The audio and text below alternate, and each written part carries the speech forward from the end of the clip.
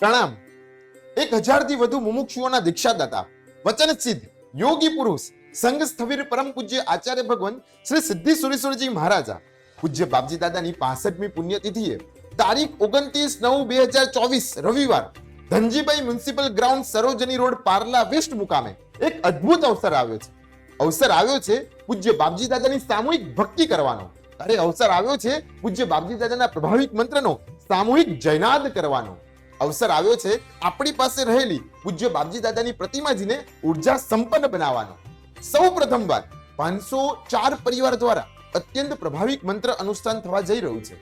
જે અનુષ્ઠાનમાં 504 પરિવાર એક સાથે દાદાની પ્રતિમાની સન્મુખ સામૂહિક રીતે 108 વાર પ્રભાવિક મંત્રનો જયનાદ કરશે. સામૂહિક રીતે 108 વાર દાદાને પુષ્પાંજલિ સમર્પિત કરશે અને સામૂહિક રીતે 108 વાર દાદાને વાસ્કે પૂજા દ્વારા દાદાની પ્રતિમાજીને ઉર્જા સંપન્ન કરશે.